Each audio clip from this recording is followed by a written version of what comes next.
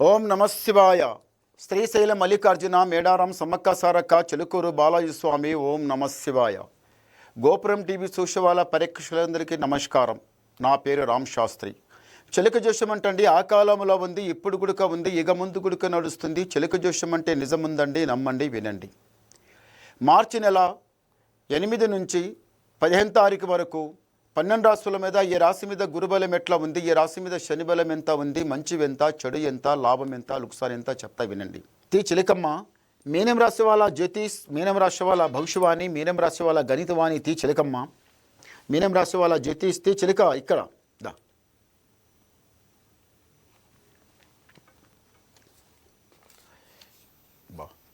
మీనం రాశి వాళ్ళకి సాక్షంగా భద్రాచలం రాముడు ఈ ఉగాది నుంచి వచ్చే ఉగాది వరకు ఎవరిదైతే కళ్యాణం అవుతుందో వాళ్ళకి నిజంగానే శ్రీరామచంద్రుడు లాంటి మన భర్త దొరుకుతాడు. చాలా ప్రేమగా చూసుకుంటాడు. భర్త ప్రేమగా చూసుకుంటాడని మీరు ఉత్తగా ఉండరు, మీరు కూడా చాలా ప్రేమగా చూసుకుంటారు. కానీ భార్య భర్తల గుణం ఒకటే ఉంటుంది. ఈసారి అమ్మాయిది ఈసారి కళ్యాణం అయితే చాలా ప్రేమగా నడుస్తారు. ఇద్దరి మాట ఒకటే ఉంటుంది. బండికి 2 ఎద్దులు కడితే ఎట్లా నీట్గా నడుస్తారో మీరు ఎట్లా నడుస్తారు. కావాలంటే ఒకరికి బుద్ధి చెప్తారు, కానీ ఒకరి చేతి నుంచి బుద్ధి చెప్పించుకోరు. వెంటనే సంతానం కలుగుతుంది, ఇల్లు కలుగుతుంది, మంచి జాబ్ సంపాదించుకుంటారు, లైఫ్ అంతా బాగుంటుంది. కానీ తొందరపడవద్దు, నిదానంగా చాలా బాగుంటుంది. ఈ రాశి వాళ్ళు, మీనవ రాశి వాళ్ళు ఎందుకో కానీ ఈ మధ్యన కొంచెం ఎక్కువ ఆలోచిస్తుంటారు, దమాక్ పని చేస్తలేదు, చాలా మనసు శాంతం ఉండలేదు. ఇంతకుముందు ఎట్లా ఉంటుందంటే మీరు ఇంట్లో కారం రొట్టె తిన్నా అమృతం తిన్నట్టు అనిపించింది. ఏదన్నా చేయాలనుకుంటే కూడా ఒక పని కాకపోతే ఒక పని అయినా మీరు సాగించుకొని వచ్చిండ్రు, కానీ ఇప్పుడు ఏది చేసినా అర్థమైపోతుంది. అస్సలు మనసు శాంతం ఉండలేదు, బరకతు ఉండలేదు. వెనకపడ్డ వాళ్ళు ముందలెళ్ళిపోతున్నారు. నేనెందుకు వెనకపడుతున్నాను? ఆ పెద్దలు కూడా ఎంతో మంచిగా పేరు తీసిన వాళ్ళు అంతో ఇంతో డబ్బు సంపాదించి, డబ్బు ధనము దిర్భం అంత ఇంత సంపాదించి వాళ్ళు పెట్టిండ్రు. వాళ్ళకు తోడుగా నేను కూడా ఇంత డబ్బు ధన దిర్భం సంపాదించి చైకి తోడు ఎట్లా ఉంటుందో, మా పెద్దలు సంపాదించిన ఆస్తి కూడా మనం కూడా అట్లా అంత తోడు ఉండాలని చాలా ఎక్కువ ఆలోచిస్తారు. కానీ పెద్దల సేవ చేయడం, మంచి పేరు సంపాదించుకోవడం, రాజా బతుకు బతకాలి అని అలా అనుకుంటారు. కానీ మీకు కొంచెం కోపం ఎక్కువ. మీనం రాశి వాళ్ళకి కోపం ఎట్లా అంటే వచ్చిందనుకోండి, మీరు కోపం భార్య మీద అరవడం, పిల్లల మీద అరవడం, తల్లిదండ్రుల మీద అరవడం, ఎట్లా అంటే ఎట్లా మాట్లాడడం, నీదంతా ఇదంతా కోపం పడడం, ఏదంటే అది తీసుకొని ఎత్తేయడం, దాని మని కోపంతో బయటకు పోవడం. అలా కోపంతో బయటకు పోయిన తర్వాత మనసు శాంతం ఉంటుందా? ఉండదు.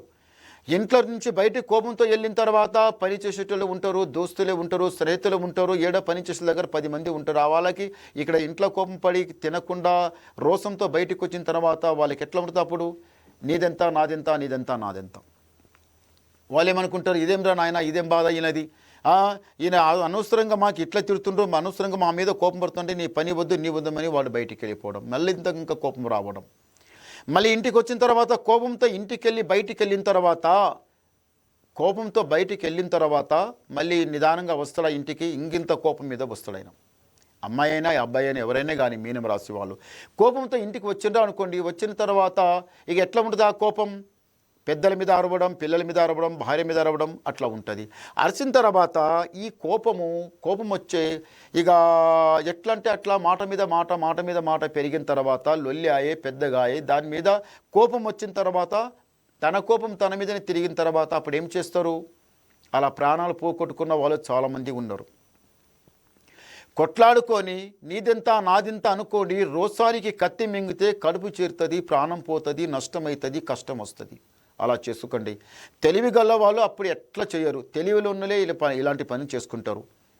ఇంట్లో కొట్లాడ జగడ ఎందుకు పుడుతుందండి? మీరు చక్కగా ఉంటే, మీరు నీట్గా ఒకరి మనసు ఒకరి అర్థం, పుట్టింది ఒక కడుపులా, ఉన్నది ఒక ఇంట్లో ఉండి ఇప్పటి నుంచి నడుస్తూ ఈ వయసులో వచ్చిన తర్వాత మీకు వయసు పెరిగిన తర్వాత తెలివి కూడా పెరిగింది. అలా జరిగిన తర్వాత ఇంట్లో కొట్లాడ జగడాలు అప్పుడు దేనికి పనికి వస్తుంది? మీకు తెలివి ఉంటే ఎందుకు కొట్లాడవుతుంది? అలా కొట్లాడ అయిన తర్వాత పక్కకున్న వాళ్ళకి ఎంతో మాట జిక్కుతుంది. అరే ఇప్పుడు జిక్కిండ్రా, ఇప్పుడు వెళ్ళిందిరా, ఇలా ఇంట్లో కయ్యం, ఇప్పుడు మాట్లాడాలని ఇంటి ముందులు వచ్చి ఏమైందిరా, మీరు ఎంత బుద్ధిమంతులు అనుకున్నా కదరా, మీ ఇంట్లో ఎంత పెద్దవాళ్ళు మంచి వాళ్ళు కదరా, వాళ్ళ కడుపులో మీరెట్లా పుట్టిండి, ఇదేం కొట్టాడా, ఇదేం జగడమని లేని వాళ్ళు అడ్డంగా తిడ్డంగా మాట్లాడతారు. అప్పుడు మీ మనసు చూస్తావా? ఇంట్లో ఉన్న వాళ్ళు ఇట్లా అయిపోయి బయట వాళ్ళ మనకి ఇట్లా మాట్లాడుతుండ్రు, ఏమాయర నా సంసారం బజార్లో పడే కదమని కోపానికి తాపానికి ఏదో పోయి తినడం సావడం. ఇది కరెక్ట్ కాదు. ప్రాణం, రోసం, కోపం ప్రాణం తీస్తుంది. ఇలా కోపంతో ఎంతోమంది ఏదో చేసుకున్న వాళ్ళందరూ లాస్ట్ చివరికి చాలా పోగొట్టుకున్న వాళ్ళు ఉన్నారు. నేను చెప్పే మాట మంచిగా అర్థం చేసుకోండి. ఒక్కటి, అన్నిటికన్నా ఇంటి లోపల సదా కిరికిరి ఉండవద్దు. ఇంటి లోపల లొల్లి లేకుండా, జగడా లేకుండా, లపడ లేకుండా, ఏమీ లేకుండా ఇంట్లో నీవు కారం రొట్టె తిను అమృతం తిన్నట్టు ఉంటుంది. మనసు ప్రశాంతంగా ఉంటుంది. ఏ రోగం పైన ఏదన్నా రోగం బిగం ఉంటే అది దాని నుంచి అదే వెళ్ళిపోతుంది. ఇలా లొల్లి జగడా లపడ పెట్టుకుంటే లోపల ఉన్న రోగం అది పెద్దగా అవుతుంది. టెన్షన్ ఎక్కువ ఆలోచిస్తారు కదా, అది పైలాయిస్తుంది. ఈయనకి రోసం ఎక్కుందిరా, ఈయన పని చేస్తారని లోపల ఉన్న రోగం అది మంచిగా తావు చూస్తూ ఉంటుంది. ఏది ప్రశాంతంగా ఉంటే అది గమ్మున ఉంటుంది. ఇట్లా లొల్లి బిల్లి చేసుకొని ఇంట్లో టెన్షన్ పెట్టుకొని దమాకంతా ఖరాబ్ అయిపోతే అప్పుడు పైలాయిస్తుంది ఆ రోగం బయటికి. అప్పుడు ఇక్కడ ఆరోగ్యం దెబ్బతింటుంది, అక్కడ మనసు శాంతం ఉండదు. ఇంట్లో చూస్తే ఇట్లా కిరికిరి. ఇప్పుడు ఇంట్లో కొట్లాడిన తర్వాత నీకు బాధ వస్తుంటే ఏమంటుంది? చేసుకోపో, సావుపో, నీవు చూసుకోపో. అట్లా మాట మీద మాట. ఇది చాలా తప్పు. ఇట్లా చేసుకోకండి. ఇలా చేస్తే ఇండ్లు నాశనం, అది మంచిది కాదు. చూడండి, ఒకటి, దేవ ధ్యానంలో ఉండండి, భగవంతుని ధ్యానంలో ఉండండి. పొద్దుగాల లేస్తే ఇంటి లోపల దీపహారం పెట్టి మంచిగా మీ ఇంట్లో కులదేవినికి నమస్కారం చేసి ఇంట్లోకి వెళ్ళి బయటికి వెళ్ళండి. ప్రశాంతంగా పోయి ప్రశాంతంగా వస్తారు. మళ్ళీ ఇంటికి వచ్చిన తర్వాత సాయంత్రం దీపహారం పెట్టాలి. ఒకరోజు తప్పితే మళ్ళొక రోజు తప్పనిసరి పెట్టాలి. మళ్ళొకసారి తప్పితే మళ్ళొక 2-3 రోజులైందంటే దరిద్రం మెల్లగా ఇంటి లోపల కాలేస్తుంది. ఇంట్లో దీపం ఉంటే దరిద్రం ఆ కడప అవతలనే ఉంటుంది. కడప అవతలికి వెళ్ళి అక్కడనే నిలబడుతుంది. ఆ దరిద్రం అక్కడ ఇంటి లోపల రోసం కోపంతోన ఈయన ఎందుకు చేయాలి పూజ, ఉండని అట్లా ఆపితే ఆ దరిద్రం మెల్లగా ఇంట్లో వస్తుంది. ఇంట్లో వచ్చిన తర్వాత మనిషి హెల్త్ ప్రాబ్లం చూస్తుంది. ఏదన్నా మనిషి అన్నప్పుడు ఏదో ఒక ప్రాబ్లం ఉంటుంది. ఆ ప్రాబ్లం వల్ల జరుగుతుంది. అది ఇంత పెద్దగా చేసేస్తుంది. చూశారా? ఏం దూరం లేదు. మనం అనుకుంటాం ఎక్కడెక్కడ పోయి ఏదో తొలగించుకొని వస్తుకొని, ఏవి కాదు, మన దగ్గరనే ఉంది అదంతా. ఇంటి లోపల దేవునికి, మన కులదేవునికి నమస్కారం చేస్తే ఏ దరిద్రం రానియేది, ఏమీ కానియేది. ఇంట్లో ఏది కాకుండా మన మనసు నుంచి కోపం తాముతో ఉంటే అది కరెక్ట్ కాదు. ఇంట్లో దీపాహారం పెట్టండి, పూజ పురస్కారం చేయండి, మంచి కలిసి వస్తుంది. పైమెట్టు లెక్కుతారు, రాజా బతుకుతారు. వ్యవసాయం పని చేసినా ఈ మీనం రాశి వాళ్ళకి చాలా మంచి కలిసి వస్తుంది. రియల్ ఎస్టేట్ చేసినా మంచి కలిసి వస్తుంది.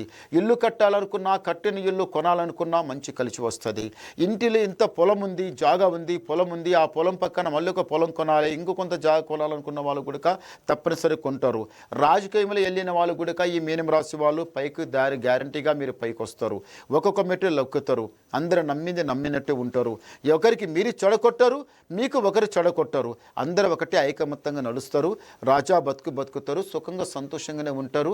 ఏమిటంటే తొందర పడకండి, నిదానం చేయండి, అంత కలిసి వస్తుంది. ఒకసారి గవ్వలేద్దాం. ఓం నమః శివాయ. లక్కీ నెంబర్ 3 పడ్డ ఈ రాశి వాళ్ళకి. మీనం రాశి వాళ్ళకి ఆదాయం 5, యాయం 5, రాజపూజ ఫలం 3, అవమానం 1. అంటే గురుబలం కొంచెం తక్కువ ఉంది, శని బలం కొంచెం ఎక్కువ ఉంది. అంటే మీకు మంచి జరిగే టైం దగ్గరకు వచ్చింది. తొందర పడకండి, నిదానం చేయండి, అంత మంచి జరుగుతుంది. మీరు రాజా బతుకుతారు, సుఖంగా సంతోషంగానే ఉంటారు. మళ్ళీ ఇంకేమన్నా డౌట్ వినాలనుకుంటే నాకు ఫోన్ ద్వారా మాట్లాడండి. మీ డౌట్ క్లియర్ చేసేస్తా, ఉన్నది మొత్తం చెప్పేస్తా. నమస్కారం.